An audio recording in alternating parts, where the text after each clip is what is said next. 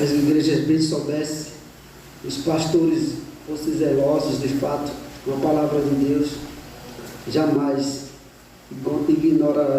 iria ignorar os cânticos das Escrituras, os cânticos sagrados esperados, que são da palavra de Deus. Leem, usam nas meditações, dizem que amam o livro de Salmos, mas se o povo de Deus cantar, eles ficam enraivecidos, né? Parece que é coração instigado pelo maligno, né? Eu já vi cada coisa lá na minha região com relação aos cânticos dos Salmos, que só pode partir da parte de Satanás, porque da parte do Espírito de Deus não, de odiar a Escritura e o cântico dela, né? Ainda mais um livro que foi inspirado para ser o hinário do povo de Deus, né? Bem, irmãos, vamos abrir nossas Bíblias no Salmo 139. Quanto mais cantarmos a Escritura, mais memorizaremos ela, e não haverá erros, nem o homem será colocado como sendo. Salmo 139, esse salmo mesmo, como todo outro, era cantado. Então o povo de Deus sabia de cor até o Salmo 119, o maior salmo ensinado, sagrado. Salmo 139 fala da onipresença e onisciência e onipotência de Deus. Ao mestre de canto, salmo de Davi: Senhor, tu me sondas e me conheces, sabes quando me assento e quando me levanto, de longe penetras os meus pensamentos, esquadrinhas o meu andar e o meu deitar, e conhece todos os meus caminhos. Ainda a palavra não me chegou à língua, e tu, Senhor, já a conhece toda. Tu me cercas por trás e por diante, e sobre mim pões a mão. Tal conhecimento é maravilhoso demais para mim, é sobremodo elevado, não posso atingir. Para onde me ausentarei do teu Espírito? Para onde fugirei da tua face? Se subo aos céus, lá estás. Se faço a minha cama no mais profundo abismo, lá estás também. Se tomo as asas da alvorada e me detenho nos confins dos mares, ainda lá me haverá de guiar a tua mão, e a tua destra me susterá. Se eu digo, as trevas com efeito me encobrirão, e a luz ao redor de mim se fará noite, até as próprias trevas não te serão escuras. As trevas e a luz são a mesma coisa. Pois tu formaste o meu interior, tu me teceste no seio de minha mãe. Graças te dou, visto que por modo assombrosamente maravilhoso me formaste. As tuas obras são admiráveis, e a minha alma o sabe muito bem. Os meus ossos não te foram encobertos, quando no oculto fui formado e entretecido, como nas profundezas da terra.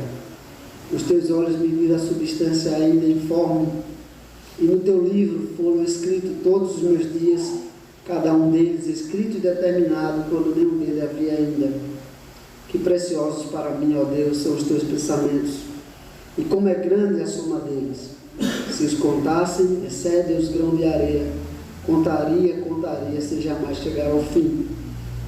Tomara, ó Deus, desses cabos do perverso. Apartai-vos, pois, de mim, homens de sangue. Eles se rebelam insidiosamente contra ti, e como teus inimigos falam malícia. Não aborreço eu, Senhor, os que te aborrecem, e não abomino os que contra ti se levantam. Aborreço-os com ódio consumado. Para mim são inimigos de fato. Sonda-me, ó Deus, e conhece o meu coração. Prova-me e conhece os meus pensamentos. Vê se há em mim algum caminho mau e guia-me pelo caminho eterno. Bem, irmãos, vamos orar ao nosso Deus.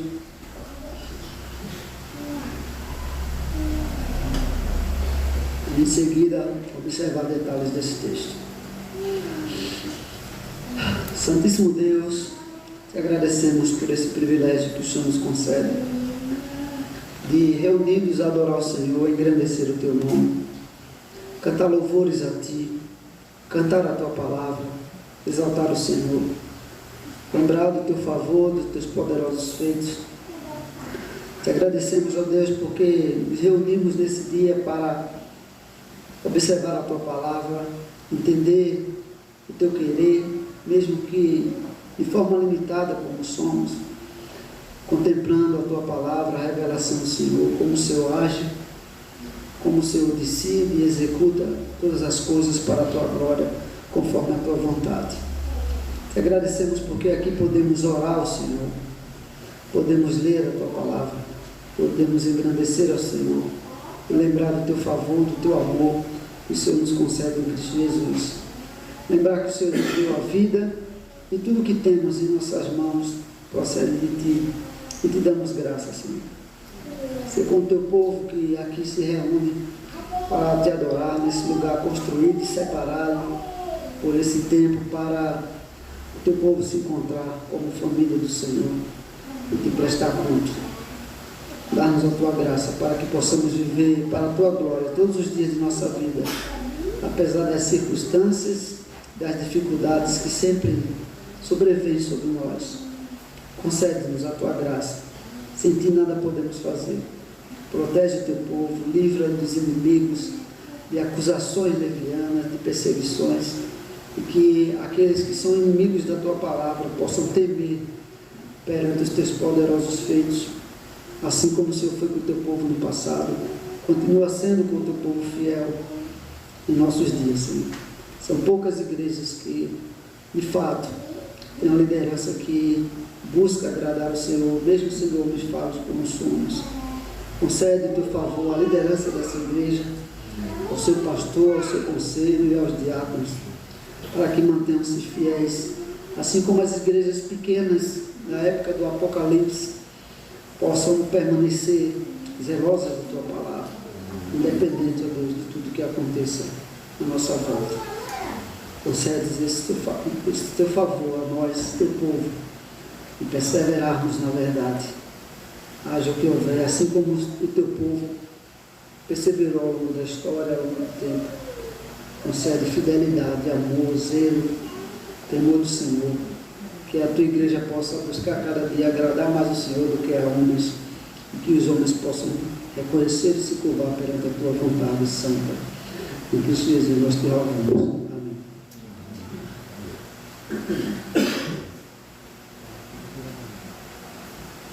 Bem, irmãos, o livro de Salmo foi organizado por Davi.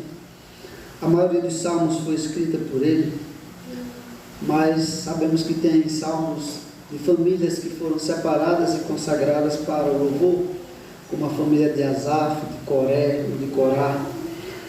Sabemos que tem salmos atribuídos a Salomão, salmos atribuídos até a Moisés, como a oração de Moisés cantada no Salmo 90. Salmos para várias ocasiões, toda ocasião que o povo de Deus poderia passar. Os reformadores, como João Calvino, dizia que esse livro era um livro de anatomia da alma. Fala dos momentos mais tristes e dos momentos mais alegres do povo de Deus. Tem indicações de melodias da época. Salmo, segunda melodia, o Lírio dos Vales, sobre como a melodia, a morte de um filho, a melodia sobre os lagares, devia ser uma música bem cadenciada para um ritmo diferente, para dar ânimo àqueles que pisavam as uvas. Então, existem indicações de instrumentos, deve ser cantado com flauta, com instrumentos de cordas, com adufo, que seriam instrumentos de percussão, tanto nas dependências do templo, porque dentro do templo não se usava instrumento, mas nas câmaras ou às voltas, ou os músicos tocavam, ou nas caminhadas, existem cânticos de peregrinação, cântico dos degraus ou da subida, também chamado cânticos de romagem. Daí o catolicismo chamado de romaria, aquela peregrinação para lugares santos. E esses salmos eram, o povo de Deus ia cantando enquanto se dirigia ao templo. Ele já viu louvando ao Senhor, como os puritanos diziam, que o nosso coração deve estar preparado no dia anterior, organizar as coisas para que nada atrapalhe a nossa dedicação exclusiva no dia do Senhor. O dia do Senhor não foi nos dado para a gente usar da nossa forma. E o dia é o dia todo, né?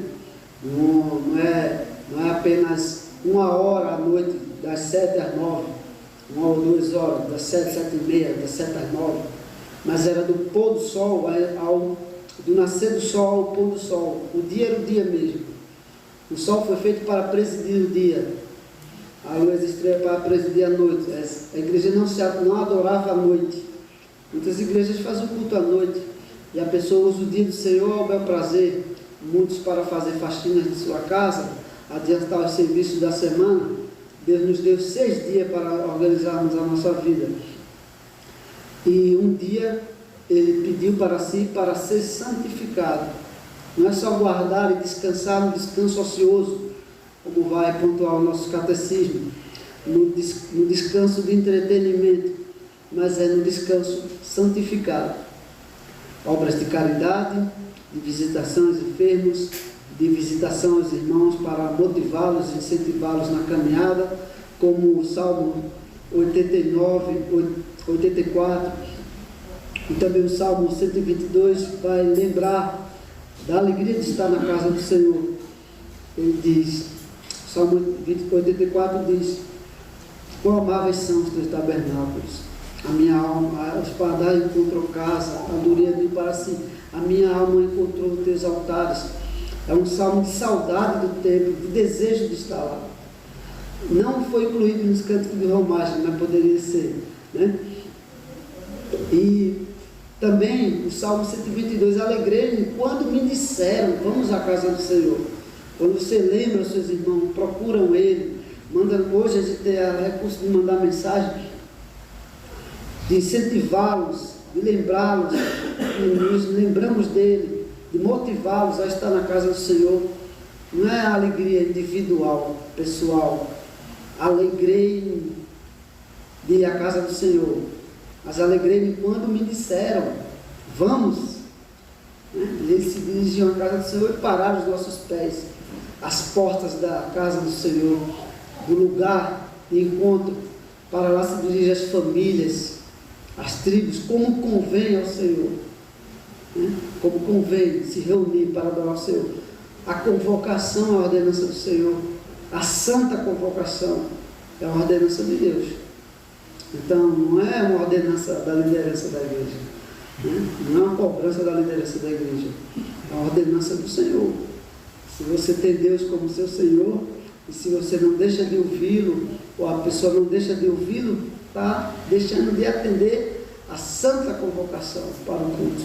Está preferindo, na linguagem, ficar no Egito e não ir adorar o Senhor, mesmo que seja no deserto, né?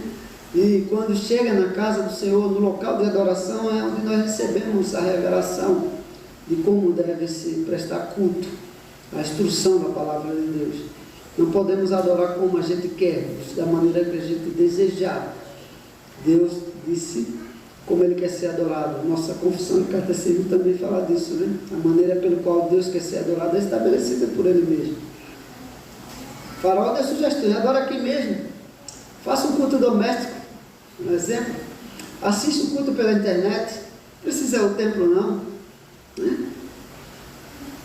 E as pessoas atendem a sugestão de Satanás através dos homens, né? Impedimento para prestar culto no período da pandemia, decreto dos homens, e o povo de Deus temeu e acuou-se, e houve um impedimento do culto, e o povo se submeteu a todas aquelas situações. Teve as questões de cuidado com a saúde, tudo bem, mas a vida está sobre a mão de Deus. Esse salmo vai falar claramente sobre isso. Mas por trás de Faraó, dizia Mateus Henrique, um comentário dele sobre esse texto, por trás da ordem de Faraó e da sugestão de Faraó estava Satanás. E me adorar, não leve as crianças. Vocês estão mal intencionados? Deixa as mulheres e as crianças, porque vocês vão voltar. Né? Adorar aqui mesmo, o que é que vocês precisam? E Deus chamou para adorar no deserto, e lá o Senhor revelaria como seria adorado. E ele está dizendo, nós não sabemos como será. Lá o Senhor irá nos revelar. Então, quando a gente vem à igreja, Deus nos revela a sua vontade, a sua palavra, através dos seus mensageiros, dos seus intérpretes. O pregador, se ele é bíblico, ele é arauto do rei, ele é o porta-voz de Deus, porque aqui estão os decretos do nosso Deus, deve ser lidos, não apenas lidos, às vezes os decretos eram lidos, mas não eram compreendidos, então é lido e explicado, como os porta-vozes da comunicação do governo, né? Então aqui nós somos os mensageiros, porta-vozes do decreto do nosso rei. Salmo 2 vai dizer isso, anunciarei o seu decreto, anunciarei o seu decreto. Então, na igreja, no culto, nós temos um momento em que Deus fala conosco, um diálogo com Deus. Nós falamos com Ele através da oração, louvamos o seu nome, exaltamos o seu ser, falamos com Ele através dos louvores.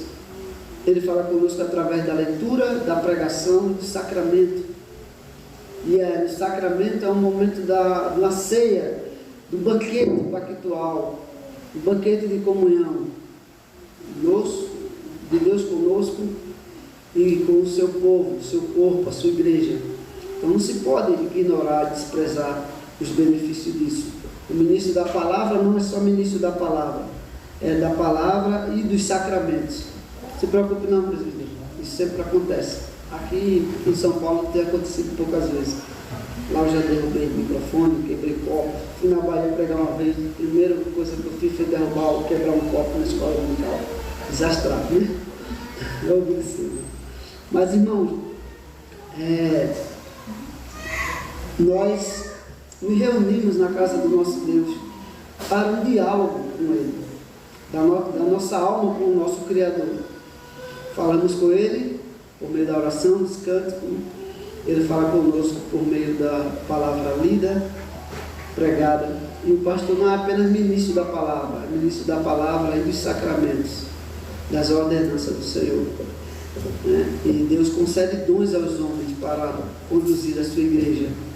Uns com o dom do ensino, outros com os dons da administração, da regência, com o dom de misericórdia e tantos outros dons que os irmãos já devem estudar, eu ter estudado também. Mas vamos ao Salmo 139. O Salmo começa escrevendo, esse títulozinho ele não faz parte do texto original, Deus onisciente e onipotente. Poderíamos acrescentar onipresente também, porque se subo aos céus, eu desço ao mais profundo abismo, tu lá estás, vou para os confins dos mares, lá estás também. É onisciência, sabe todas as coisas, nossos pensamentos, nossas palavras, sabe, tem todo o poder e sabe desde o dia que nós nascemos, eu vi muito antes, e também é onipresente, está presente em todo lugar, não tem como fugir, se ausentar da presença de Deus. Esse título aí não faz parte do texto original, mas esse título pequenininho aí, que muitas vezes não damos atenção, faz parte do texto hebraico, ao mestre de canto, Salmo de Davi. Então Davi escreveu esse salmo e enviou alguém responsável pela música na igreja, no templo. E esse mestre de cântico ia executar essa música. E esse salmo começa dizendo, interessante a palavra salmo, tem várias palavras usadas nos livros de salmos que muitos interpretam errado o texto do Novo Testamento. Creio que o reverendo Lisandro já falou isso com os irmãos. Expressão salmos, hinos e cânticos espirituais, né? Salmos, hinos e cânticos espirituais. Alguns salmos são chamados de salmos, outros salmos são chamados de hinos, outros salmos são chamados de cânticos e outros salmos são chamados de louvores. Então, são sinônimos. se existia alguma breve característica de melodia ou de estrutura, como tem poesia, poema, soneto, se existe alguma distinção, ela se perdeu no tempo. Isso porque eu participei de debates lá no seminário e ninguém chegava a um consenso entre os professores de grego, de hebraico, e eu como aluno questionador, ninguém chegava a um consenso. Eu advogava a salmodia exclusiva num ambiente bem hostil de seminário. E eu questionava os professores porque os colegas nos colocavam dentro de rascada, né? Eu não era de questionar o professor, de querer diminuir a autoridade dele, ou colocar ele em condições de aperto, não. Mas os colegas faziam isso, porque os colegas argumentavam, perdiam nos argumentos e apelavam para os professores. Os professores também não chegavam a convencer satisfatoriamente. E aí, a expressão cânticos espirituais não se refere a corinhos criados na igreja. Nem hino se refere a inário da denominação. Não existia inário. Os lecionários, que eram os livros de liturgia dos primeiros séculos, não existe presença de hinos cristãos. Não se acha na arqueologia, na manuscritologia, fragmentos de hinos ou de inários. Existia nos lecionários citação dos salmos, na liturgia. Imagine que acontecesse uma grande catástrofe aqui, se não tivesse boletim, encontrasse nos boletins da igreja aqui apenas referência aos salmos na hora dos cânticos. Então, assim foi no primeiro século. Então, não existia inário. Se existia algum grupo ou outro cantando os hinos, não ficou registrado claramente na história, mas o cântico dos salmos sempre acompanhou o povo de Deus em toda a história. De Lutero para cá que a gente encontra confecções de hinos pelo próprio Lutero, Castelo Forte e outros que falam também de oração. Mas na tradição calvinista luterana, calvinista e puritana, preservou-se o cântico dos salmos. O Zwingli dizia que a música distraiu o povo de Deus e ele nem gostava que se cantasse. Mas quando Calvino chegou em Genebra, ou em Zurique, na região lá de Suíça, ele, conversando com o Farel, que tinha herdado a liturgia de Zwingli, adicionou o cântico dos salmos. Começaram com 19 salmos.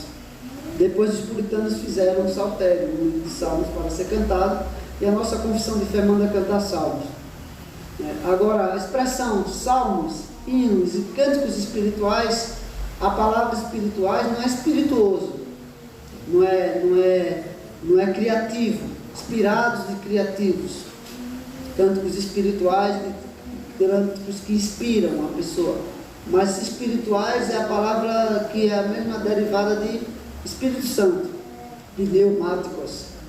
Então a palavra salmos, hino e cânticos inspirados pelo Espírito.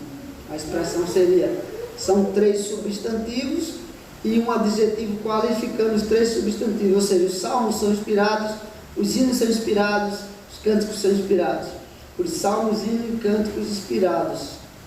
Então seria uma referência mais clara à própria inspiração da Escritura. Eles ignoram até a exegese do texto, né? A gramática do texto, o estudo gramático, histórico, como que seria o nosso método correto, né? Sei que de onde eles imaginam as interpretações não. Mas, irmão, esses cânticos, esse salmo aqui mesmo é chamado de canto, é chamado de salmo, né? Depois, quando vocês lerem o salmo, vocês vão ver outros salmos sendo chamados de hinos. Não trouxe referências exatas, mas se você for ler aí, você vai encontrar.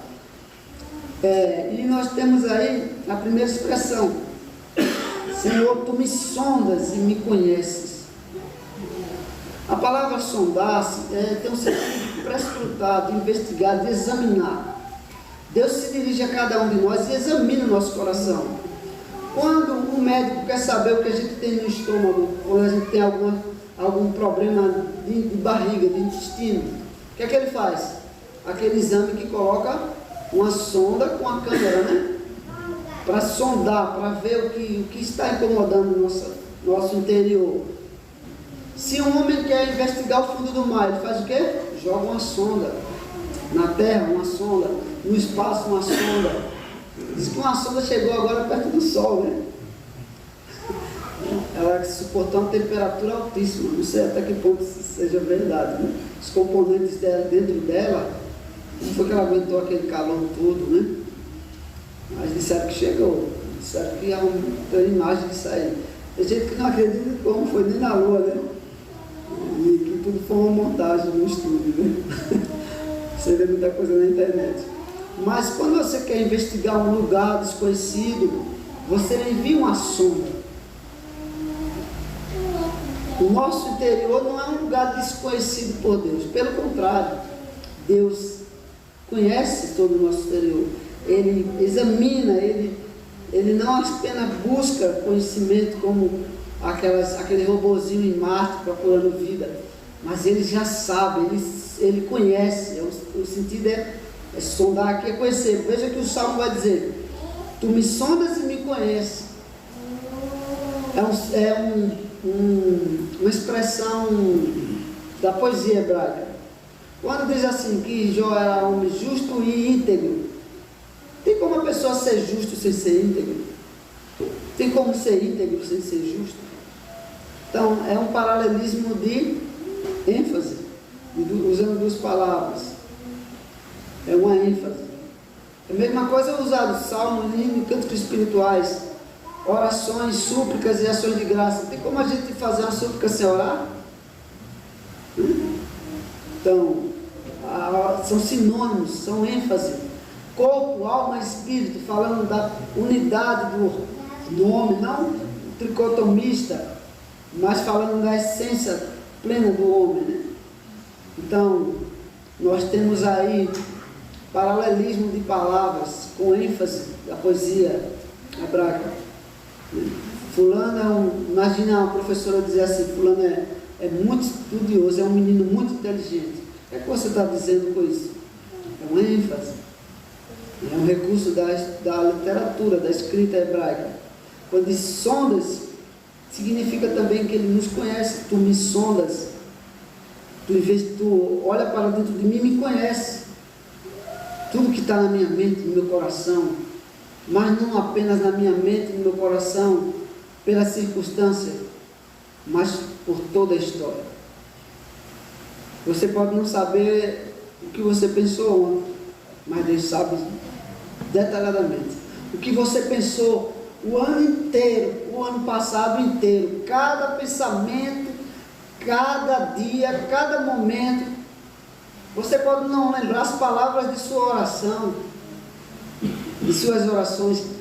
Deus tem uma mente perfeita que sabe cada uma de suas palavras que você proferiu, e não só você, mas todos os homens, em todas as épocas, desde Adão, em todos os tempos, em que eles pensaram cada momento, cada dia, cada circunstância. Deus sabe também o que eles estão pensando nesse exato momento. Bilhões de pessoas. E não só isso, porque Israel só conheceu o presente e o passado, o que está acontecendo ou o que aconteceu, como um historiador registra o fato. Mas Deus conhece tudo que todos os homens irão pensar e falar até o último dia e por toda a eternidade. Só para a gente ter uma pequena e vaga percepção da grandeza do nosso Deus, da sua onisciência, da sua capacidade infinita, não só de armazenamento de memória, mas de conhecimento pleno e perfeito de todas as coisas.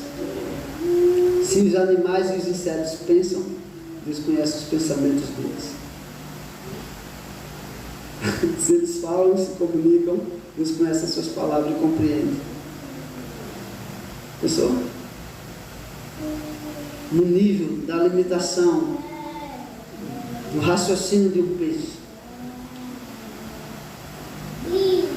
como eles constroem ninho, os pássaros, né? Será instinto apenas? Hábito? A gente pode não saber, mas Deus sabe. Por que os gatos se comunicam? Tem sons diferentes no seu miado.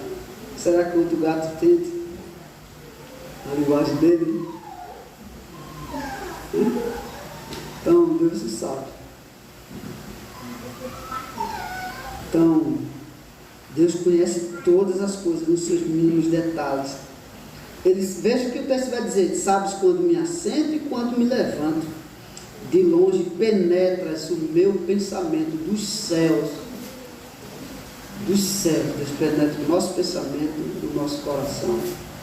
Sabe as intenções. No final ele vai dizer: vê se há em mim algum caminho mau. Tu me sondas e me conheces, vê se há em mim algum caminho mau. Porque a gente não consegue discernir muitas vezes as nossas faltas. Absolve-me das que me são ocultas. Soberba, orgulho. Às vezes há orgulho até no que é espiritual.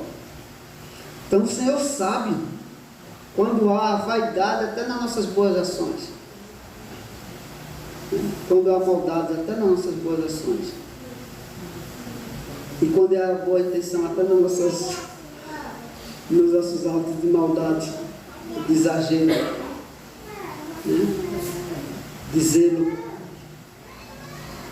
Então Deus conhece dos céus, é Deus de perto e não de longe, né? A música dizia, né? Mas na verdade Jeremias dizia: é Deus de perto e Deus de longe, do alto céu. Ele conhece o pensamento de todos os homens, prova, vê claramente diante dos seus olhos. Tem um herói nos X-Men que a ficção tenta reproduzir isso, né? O Xavier, né? Que fica numa cadeira de roda e diz que ele sabe os pensamentos e as palavras das pessoas, principalmente aqueles que têm superpoderes, né? Os jovens conhecem essa história, né? A irmã da irmã já deve conhecer. Os mais experientes talvez não se atentem a isso, né? Mas os que gostam de filme. E para tentar eliminar isso, o Magneto, que é o seu vilão, o seu amigo, que defende só a sua raça contra os homens, ele usa um capacete, né? Para que Xavier não entre em sua mente, não entenda seus pensamentos, seus planos.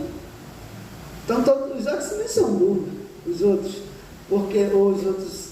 outros que têm poderes, porque era só todo mundo fazer um capacete. O próprio Magneto seria burro, porque é só fazer os capacetes para os seus aliados, né? Para que Xavier não entenda os seus planos pelos pensamentos deles. Mas Deus não tem como o homem proteger sua mente do conhecimento de Deus, da sua investigação, da sua análise, da sua percepção. Veja que ele diz mais: esquadrinha o meu andar e o meu deitar, e conhece todos os meus caminhos.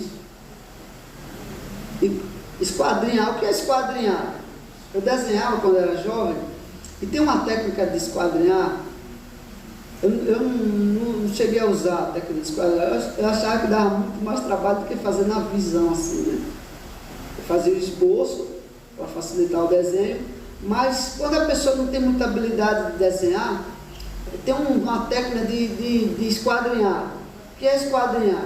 Esquadrinhar, você pega um desenho pequeno, você faz uns quadradinhos, e você faz um quadrado bem grande, também faz as grades, né? E você vai reproduzindo o desenho por parte. Você vai reproduzir o que você vê em cada quadradinho. Cada quadradinho. Inclusive, a sarça da igreja, ela tem um padrão de esquadrinhamento. Se a pessoa quiser reproduzir o detalhe dela, vai fazendo por quadrozinho. Então, esquadrinhar seria isso para nós. Você conhecer cada detalhe de uma imagem, de uma figura. E assim Deus conhece cada detalhe do nosso ser. Esquadrinha, e não só do nosso ser, mas do nosso caminhar. Por exemplo, está vendo essa cerâmica? É um bom exemplo disso. Está cheio de quadradinho, né? E ela é interessante porque tem os quadrados que demarcam o limite delas, mas tem os quadrados no próprio desenho, né, das cerâmicas. Deus sabe, se você for andar por aqui, quando você for se levantar, Deus sabe o momento exato, a hora, o minuto e o segundo, e o milésimo de segundo que você vai levantar para ir ao banheiro ou terminar o culto, e Ele sabe se você vai vir por aqui ou se você vai por ali. Se os irmãos aqui vão sair por aqui ou vão sair por ali. Em que parte, milimetricamente, seu sapato vai pisar em cada quadradinho desse? Vocês já brincaram assim como criança? A gente vai andar, não pode pisar na linha, né?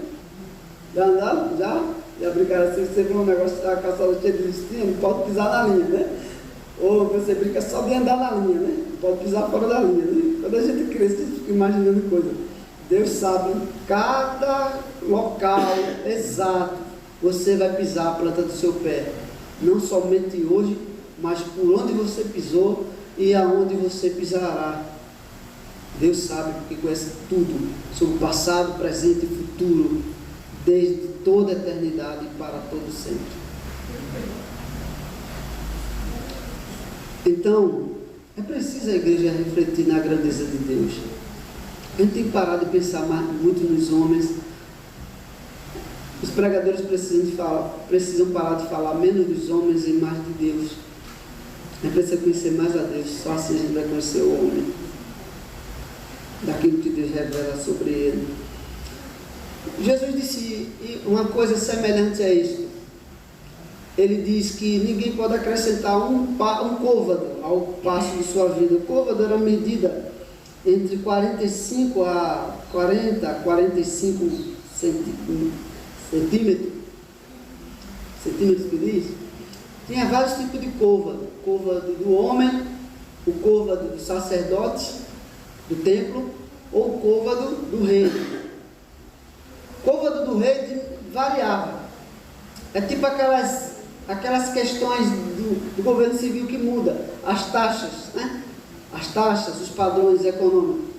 Então os padrões de medida mudavam. Se o rei fosse pequeno igual a mim, né? Do meu tamanho, então o côvado dele é pequeno, deve medir uns 30 e pouco, nem 40. Nunca parei para medir, né? Mas se for um cara do tamanho desse presbítero aqui, o côvado dele é maiorzão do que o meu, né? Então a medida do rei, o padrão do rei mudava. Mas do templo não podia mudar.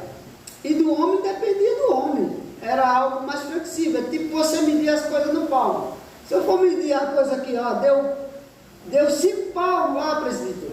Aí o presbítero vai mudar, vai medir 5 palmos, quando eu for medir vai dar 6 ou 7. Olha o tamanho da minha mão, para a mão dele.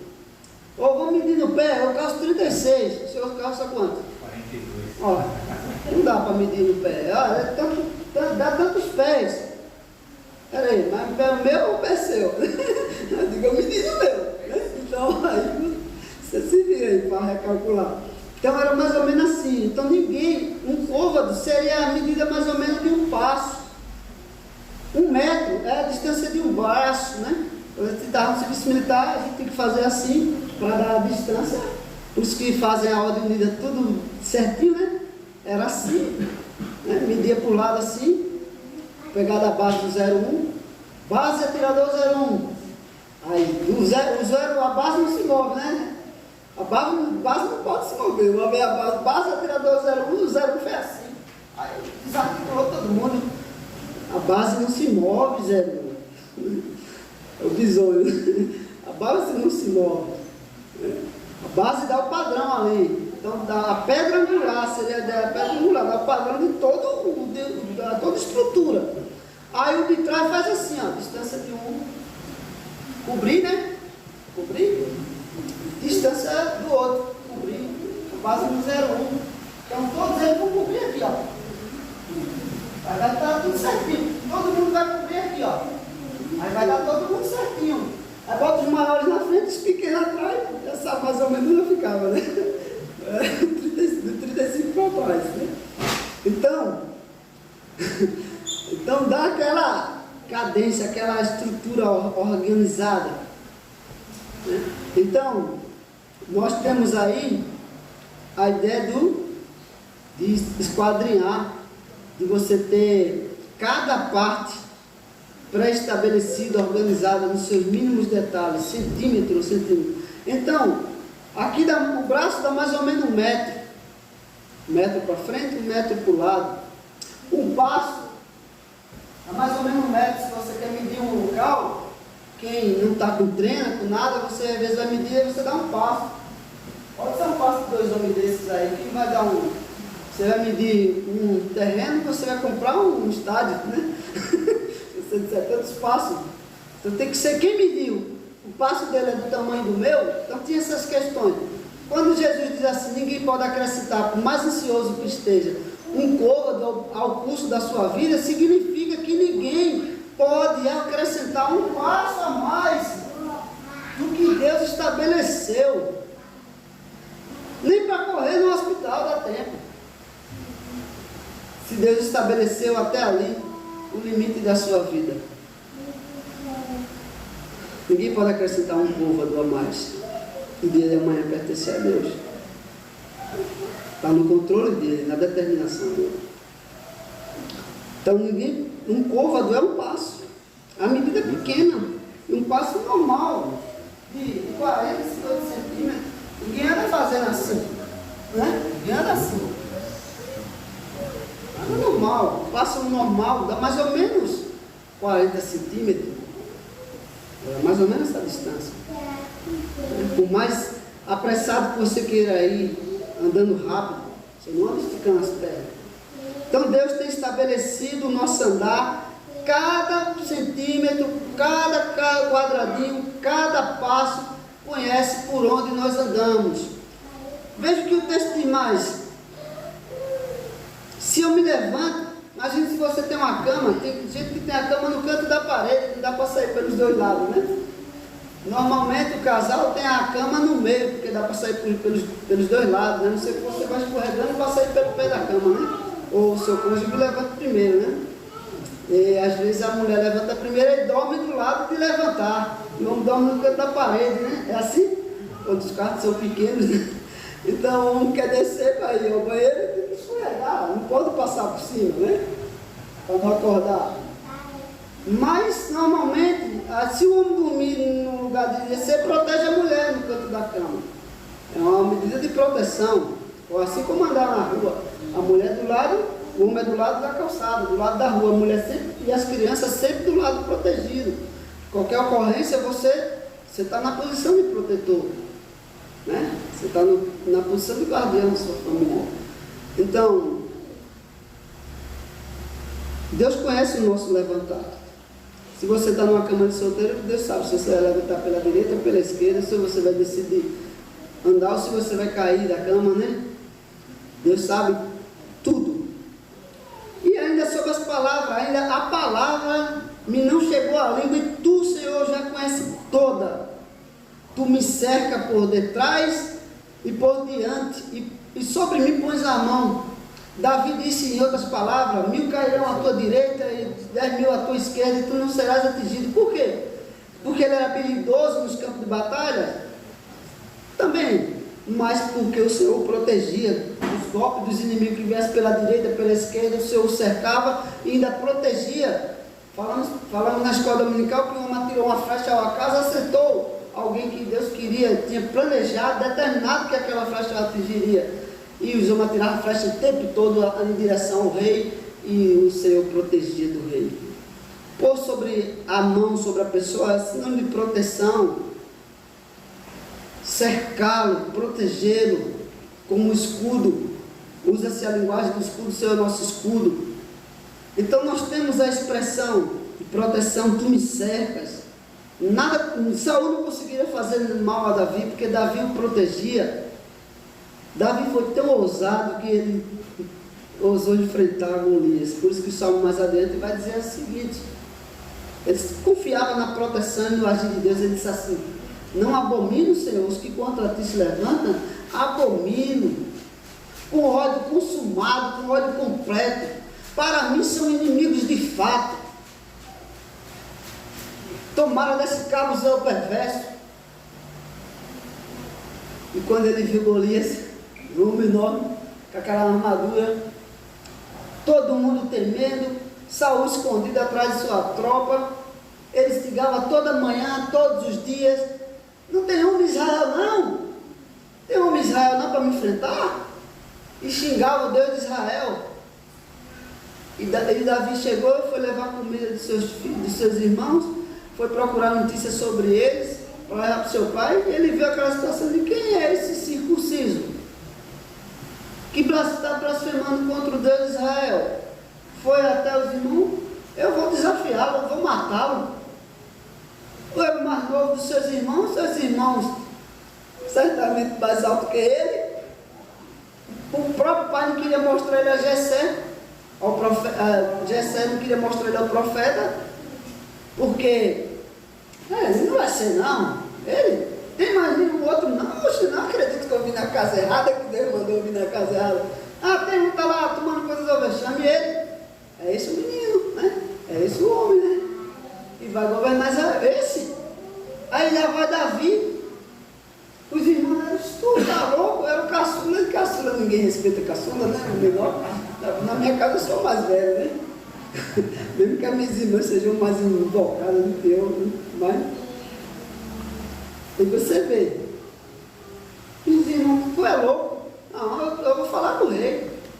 O rei vai morrer. Vai morrer. Ela quer morrer pior. Então, deve pelo menos, vista pelo menos a armadura, né? Eu sou armadura, não consigo nem andar com isso. Então, eu matei um leão, matei um urso, eu não matar um homem. Será que ele tem mais força do que um leão e um urso? Para proteger as ovelhas do meu pai, quanto mais o rebanho de Deus, né? Por isso que ele escreveu o Salmo 23, né? Senhor meu pastor, ele cuida das suas ovelhas, né? Somos rebanho do seu pasto, do seu pastoreio. Então a gente vê que Davi vai, pega as 5 pedras, uma baleadeira, um estilingue ou uma tira de couro, né? Veja só, acerta uma pedra, o cara com capacete, quase como um tiro de sniper, né? E 100 homens, o 10º atirador fazia parte da segurança afastada, os 20 que tiveram uma boa pontuação de tiro ficaram na segurança afastada. Mas Davi, com uma baleadeira, com um estilinguezinho, acertou a testa do capacete e em algum lugar na cabeça, e o homem morreu. Foi lá e cortou a cabeça dele com a espada. Todo o exército temeu. Que normalmente era desafio de Deus, e viram que o Deus de Israel estava com eles não iam usar mais. E o Golias até zomba, um menino com pau e pedras, é só algum cachorro. Tinha ele com a espada grande e o escudeiro, uma vergonha, um menino sem armadura, e diz que Davi correu em direção a ele. Que jovem louco, o pessoal só esperava ele morrer, né? Vai morrer. A espada não vai chegar nem perto, ele já vai cair morto. Abomino, com olhos consumados, para mim são inimigos de fato. Desce cabos do perverso, Senhor. Mas isso ele fez por ruindade, por maldade, por sede de derramar sangue? Não, ele que era homem de sangue. Ele executou a justiça do Senhor. Mas mesmo assim ele disse, será que eu exagerei? São inimigos de fato, ódio consumado, aborreço. Sonda, me conhece o meu coração, prova-me e conhece os meus pensamentos, vê se há em mim algum caminho mau, vê se esse zelo é exagero, é excessivo, é fruto da minha carne, da minha maldade, da dureza do meu coração, ou é um zelo pelo que é justo e correto. Versículo 6 diz, tal conhecimento, o Senhor nos cerca, nos conhece todos os detalhes da nossa vida. Tal conhecimento é maravilhoso demais para mim. É sobremodo elevado, não posso atingir. Aqui nos lembra Isaías 55, né? Os pensamentos do Senhor são mais altos do que os nossos pensamentos. Os caminhos do Senhor são mais altos do que os nossos caminhos. conhecimento de Deus é infinito, não podemos atingir. E ele diz assim: para onde me ausentarei do teu Espírito? Em outro lugar, não retires de mim o teu Santo Espírito, quando pecou contra o Senhor. Para onde me ausentarei do teu Espírito? Para onde fugirei da tua face? Deus o cercava, o protegia, o examinava. Se suba aos céus, lá estás. Se faça minha cama no mais profundo abismo, nas cavernas, escondido, nos penhascos, lá estás também. Se pego um barco, tomo as asas da alvorada, ou seja, ao amanhecer eu pego um barco, antes do sol amanhecer, na surdina da manhã, quando todos estão dormindo, e vou para o confim dos mares, ainda lá, e me detenho nos confins dos mares, ainda lá, me haverá de guiar a tua mão, a tua destra, a tua mão direita, apontando para Cristo, a destra do Pai, a tua destra me susterá, me sustenta. Se eu digo, as trevas com efeito me cobrirão, a luz e as trevas ao redor de mim se fará noite. Ele se escondeu numa caverna escura. Quando Saul foi lá descansar, ele estava lá dentro. Saul não viu ele, mas Deus o viu. Não sabia onde Davi estava. Até as próprias trevas não me serão escuras. Tanto que quando ele vai até Davi, a Saul diz, cortou uma parte da sua veste e disse: não te matei porque não quis, o Senhor te entregou em tuas mãos, te entregou nas minhas mãos. Deus entregou Saul nas mãos de Davi. Davi não matou. Davi foi buscar abrigo no campo dos inimigos, onde ele tinha matado um monte de gente e as suas canções eram conhecidas. Saul matou milhares, Davi matou a 10 milhares. Davi correu, se refugiou no lugar dos inimigos que procuravam sua cabeça. Imagine um judeu buscar abrigo entre os muçulmanos, na região da Filistia, ali da faixa de Gaza, onde eram os filisteus. Imagine um judeu atravessar o muro da faixa de Gaza e se abrigar no meio, e ele ser reconhecido. Vamos imaginar o Netanyahu, né? Se esconder lá, dentro da faixa de Gaza. Loucura! Quando olharam para Davi, Davi se fingia de louco. Ele disse: esse homem está louco, não vamos nem matá-lo. Já temos louco demais aqui.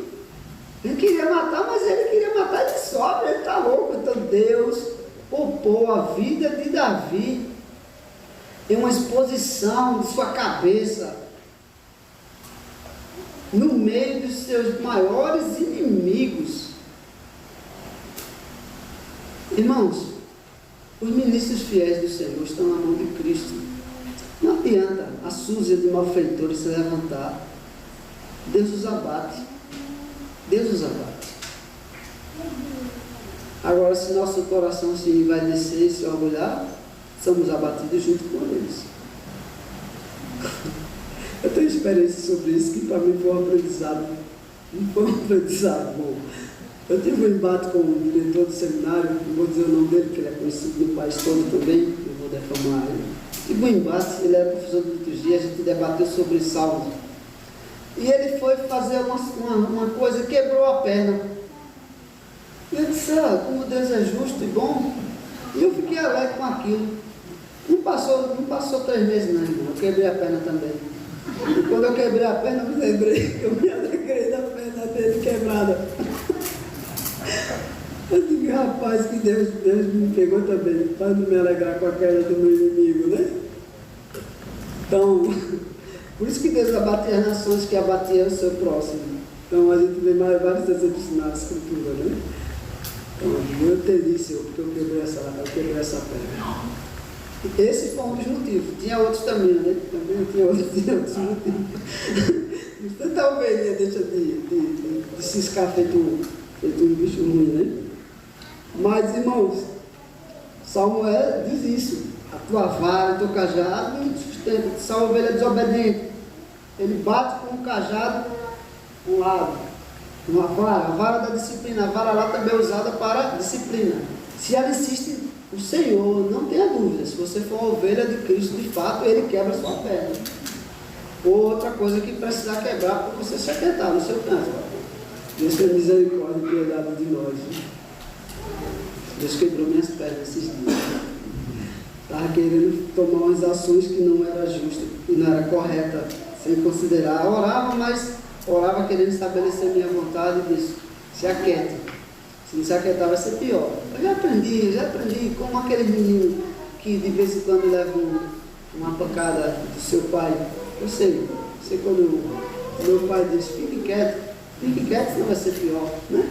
Deixa o pai só precisa olhar para o filho, né? Então, se o filho insistir, já sabe.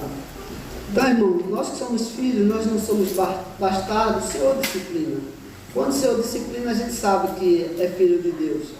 E não resta dúvida diante da Escritura, da afirmação da Escritura. Mas veja, o Senhor acompanhava Davi em todas as situações, em todas as circunstâncias. E o Senhor guiava. Agora o versículo 12, para a gente seguir para caminhar para a conclusão. Ainda, até as próprias trevas não te serão escuras, as trevas e a luz são a mesma coisa. Um pode se esconder dos outros homens nas trevas, mas não consegue se esconder de Deus. Porque veja o que o versículo 3 vai dizer: pois tu formaste o meu interior, tu me teceste, tecido a tecido, no seio da minha mãe. Graças te dou, visto que por modo assombrosamente maravilhoso me formaste. As tuas obras são admiráveis, a minha alma o sabe muito bem. Os meus ossos não te foram encobertos, quando no oculto fui formado e entretecido, tecido a tecido do meu corpo, dos meus ossos, dos meus órgãos internos, como nas profundezas da terra, assim foi na profundeza do ventre de nossa mãe. Os teus olhos me viram a substância ainda informe. Como que ele sabia que a substância era ainda informe? Não tinha ultrassom, não tinha imagens. A pessoa só sabia se era menino ou menina quando nascia, que gritava lá de dentro: é menino, é menina. É assim, irmão. É menino, é menina. Não tinha como pintar o quarto de rosa, comprar os itens só de menina. O enxoval tem que ser o básico e o mais neutro possível, né? De branco de preferência, né? Uma cor que seja neutra. Azul e rosa só depois que nascer para a gente ter certeza, né? Vestidinho? Não. Vai, o básico. Tem que ter um enxoval básico. Só quando nascer que a gente vai saber se ele vai vestir vestidinho ou em roupinha de menino, né? Como que ele sabia que a gente não tinha forma? Irmãos, é impressionante como o mundo, como as trevas, como Satanás, ele despreza a vida e as crianças. E o aborto é um crime abominável, porque gastam recursos imagináveis para tentar descobrir se existe uma bactéria ou um micróbio em Marte, ou na Lua, ou qualquer outro planeta, para dizer: achou vida, um micróbio, uma bactéria, que você não sabe nem se ela vai evoluir ou virar alguma coisa. Já pensou?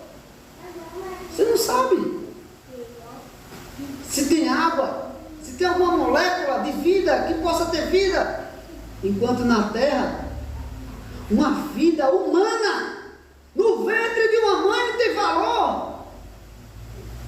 Independente das suas semanas de desenvolvimento, quando um ser humano se torna um ser humano,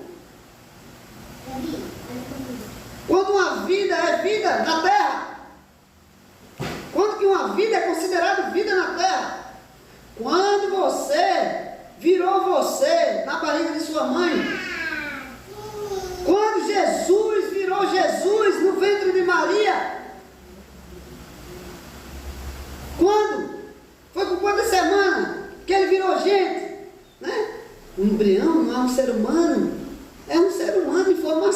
diz aqui,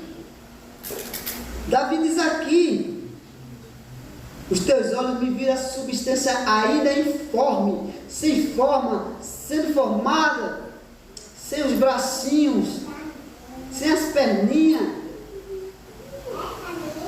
uma bolinha, sem ter a definição do que era a cabeça, do que era alguma coisa. Que forma é essa? Forma de quê? Né? Ele diz assim, os teus olhos me viram,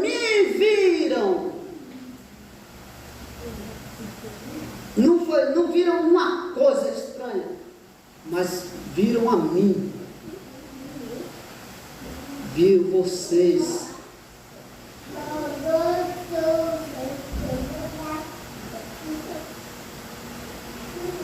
E decidiu que vocês iam nascer vivos, no dia, na hora, na circunstância. Sabia quem seriam seus pais, de que família você nasceria, a cor dos seus olhos, do seu cabelo, a sua cor. Desde sempre Deus sabia.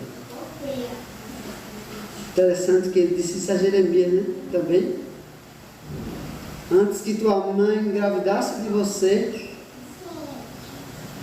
eu te vi, te conheci e te constituí profeta entre as nações. Deus disse de João Batista o que ele faria, como ele nasceria, onde ele viveria.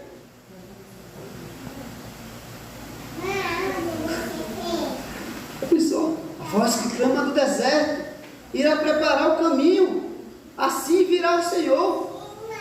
Ele comerá mel silvestre, gafanhoto, tomará bebida forte. Então, os detalhes, as características. A pessoa, e o estilo de vida. Alguém atrás de Jesus, e quando o apóstolo fala, diz Judas, que é o filho da perdição, que haveria de trair para se cumprir a escritura. Ele era o filho da perdição, veio ser revelado num determinado tempo, mas era ele, cumpriu o seu propósito. João diz, o apóstolo diz assim, ele foi para o seu próprio lugar, e a cadeira ficou vazia para que seja ocupada por outro. O Senhor nos chamou em número de 12 patriarcas, 12 apóstolos, 24 anciãos, a totalidade da igreja, 12 portas, entramos pela porta de Judá, 12 fundamentos, a igreja edificada no fundamento dos apóstolos, não nos fundamentos da denominação, de seus concílios, que erraram e erram, e que precisam retratar-se e rever suas decisões, mas os fundamentos e a doutrina dos apóstolos não podem ser retratadas, nem revisadas, nem excluídas, ocultadas, ignoradas. E a pessoa, irmão, não podemos tirar os fundamentos dos apóstolos e estabelecer os próprios denominacionais. Que é isso? Vai fazer feito o catolicismo romano?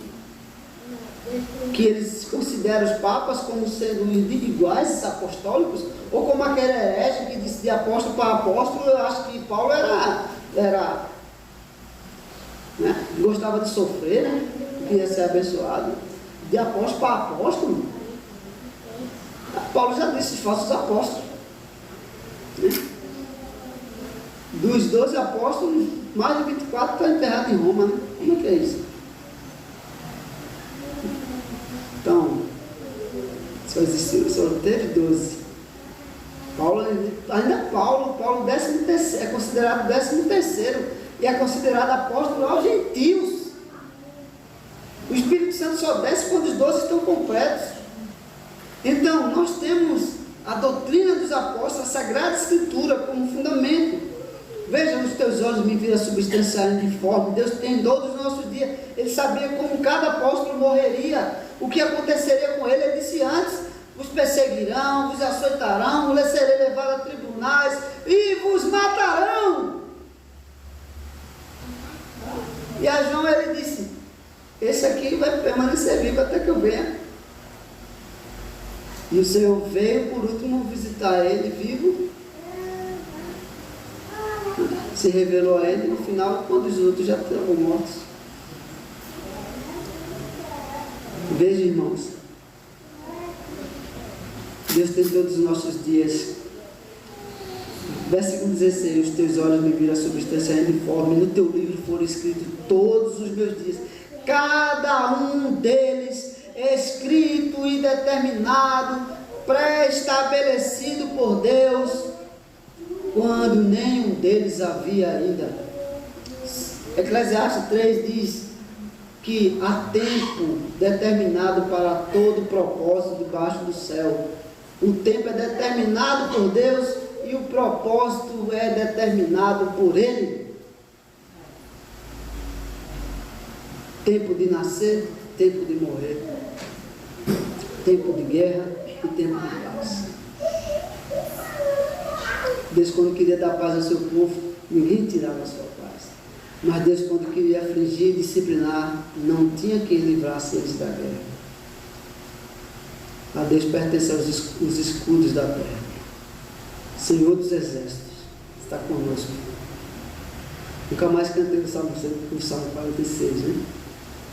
Eu sou o Senhor dos exércitos, está conosco aqui. Deus não precisava do poder militar de Israel. Levar a Arca da Aliança era apenas um símbolo da presença de Deus, porque os pagãos admiravam o que via. Não tinha imagem de Deus, mas tinha a imagem dos arcanjos, dos anjos cobrindo o rosto. A figura da arca, a figura de Isaías, a figura de Apocalipse, a mesma de Ezequiel, os anjos cobrindo o rosto. Estava representando naquela escultura do visível, dos deuses visíveis, a presença de Deus em Israel. Quando a arca chegava no lugar, o que acontecia? Todo mundo adoecia e começava a morrer. Levaram para a casa de Dagom, se gloriaram, porque disseram: trouxemos preso, o nosso Deus prendeu o Deus de Israel. Então vamos levar para a prisão do nosso Deus. Colocaram na casa de Dagom, no outro dia Dagom estava caído. Levantaram o ídolo, caiu, se espedaçou, os pedaços dele se espalhou. Não pisavam nem na entrada do templo, porque o pedaço dele caiu lá. Então não podia pisar no lugar que o pedaço sagrado do Deus dele caiu. Nenhum Deus fica de pé diante do Senhor, muito menos nenhum homem. Deus abate, derruba quem Ele quer. Nabucodonosor foi comer grama. O filho dele, ou o neto, foi gloriar-se, zombar. Provavelmente o filho da filha dele. Foi se gloriar, chamou o banquete, zombado do Deus de Israel. Traz lá os utensílios do Deus de Israel. Nosso Deus entregou ele nas nossas mãos. Vamos zombar dos objetos sagrados dele. Pareceu uma mão do Deus que ele achava que estava morto. Uma mão, só a mão, o dedo da mão, escrevendo assim: na principal parede da sua casa, onde os reis colocavam. Não tem aquela parede chique que a gente cria de gesso 3D, iluminação diferenciada, tal, né? Tem casa chique que tem, né? Eles tinham uma parede enorme no palácio, com a inscrição de todas as suas façanhas, assim como as pirâmides tinham as façanhas dos faraós. Aquela parede, naquela parede da façanha deles, onde eles se gloriavam de suas vitórias, de suas batalhas, apareceu um dedo escrevendo assim, ó: hoje mesmo morrerás. Escrevendo numa língua que toda a sabedoria deles não conseguiram decifrar, interpretar, fosse pesado e acharam em falta. Ninguém interpretou, Daniel foi lá e leu a inscrição: hoje mesmo morrerás. Hoje mesmo morrerás. A mão do dedo, o dedo da mão do Deus que ele disse que estava morto, visitou a Babilônia para o matar. E naquela época, crença que deuses eram territoriais, não podiam sair dos seus territórios. E Deus o matou dentro do seu palácio. Faraó matando as crianças todinhas, Deus escondeu Moisés dentro da sua casa, sob o cuidado de sua filha. É por isso que o Salmo 2 diz assim: eles zombam, se levantam contra o Senhor, e o Senhor ri-se deles.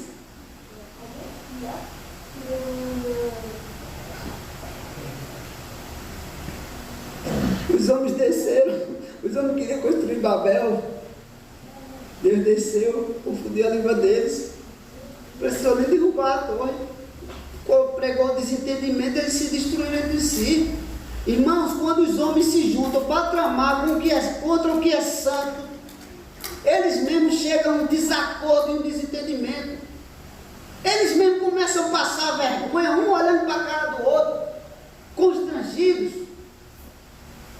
por suas tramas frustradas, improcedentes, infundamentadas, ou tentando um arrumadinho para justificar seus erros, suas ambições, suas loucuras, suas vaidades, seus orgulhos. Deus os abate.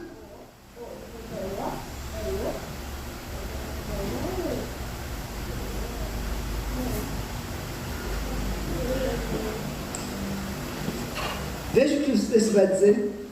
Nossos dias são determinados por Deus. Que preciosos para mim, ó Deus, são os teus pensamentos. E como é grande a soma deles. Se os contasse, excedem os grãos de areia. Contaria contrária, sem jamais chegar ao fim. Tomaram, ó Deus, desses cabos do perverso. Apartai-os por de mim, homens de sangue. Eles se rebelam insidiosamente, insistentemente, conscientemente contra ti. E como teus inimigos, são como teus inimigos, falam malícia. Não aborreço os que te aborrecem, e não abomino os que contra ti se levantam, aborreço-os com óleo consumado. Para mim são inimigos de fato. Sonda-me, ó Deus, e conhece o meu coração. Prova-me e conhece os meus pensamentos. Vê se há em mim algum caminho mau, e guia-me pelo caminho eterno. Quando a gente faz um paralelo disso com o Novo Testamento, a gente trava na nossa ira santa, quando diz assim: orai pelos que vos perseguem, orai pelos vossos inimigos, não abençoai, não amaldiçoeis. O ensino de Jesus e dos apóstolos. O Novo Testamento estabelece um padrão mais difícil do que o Antigo. Ou você acha que não? Ou você acha que a graça é uma graça qualquer, sem responsabilidades?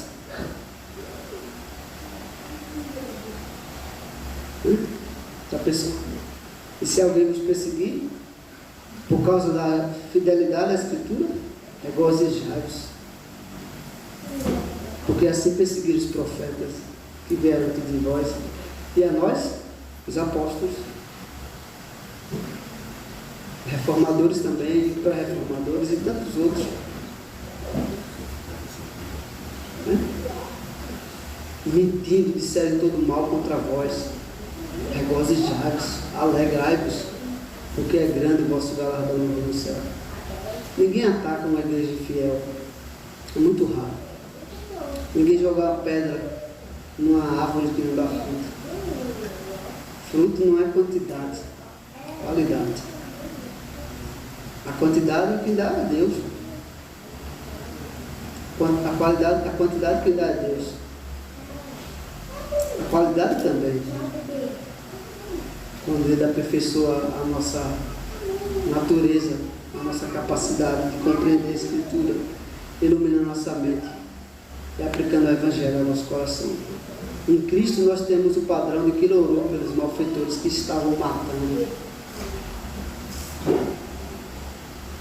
Paulo também, Estevão também, tantos outros. Perdoa-los, Senhor. Eles não sabem o que fazem. Se eles pararem para olhar a Escritura direitinho, eles vão perceber suas loucuras. Os ímpios precisam da graça de Deus para iluminar suas mentes. Mas nós temos o seu Santo Espírito que nos esclarece a Escritura e as suas verdades. Então, na nossa reunião de oração, oremos pelos que nos perseguem, pelos patrões ruins, pelos desempregados que dão trabalho, né? E por todos os homens. Deus nos deu o papel de interceder por eles, né? Até Faraó pediu oração a Moisés, já viu lá no texto? Ele se arrepende, ele confessa que fez o mal. Ele pede a Moisés que interceda por ele pelo Egito. Mas Deus não quis atender. A nós compete rogar. Se Deus quiser atender, se Deus não quiser atender, Ele é soberano. Deus não queria atender a oração de Jeremias quando ele orou 3 vezes para Deus poupar a nação. Deus não queria atender a oração de Paulo quando ele rogou para tirar o espírito de sua carne. Então Deus sempre nos dá alguma coisa para a gente não viver sossegado e acomodado e negligenciando a busca pela graça, bondade e misericórdia de Deus. Alguma aflição a gente vai ter, seja como for, externa ou interna, seja qual for. Deus sabe a forma de nos conduzir e de nos tratar, nos conduzir perto dele, dependentes dele, né? A Santa Ceia nos lembra isso. Não é um momento de pessoas perfeitas ao redor da mesa, mas de pessoas que necessitam constantemente do sangue do Cordeiro e da comunhão dele. Amém.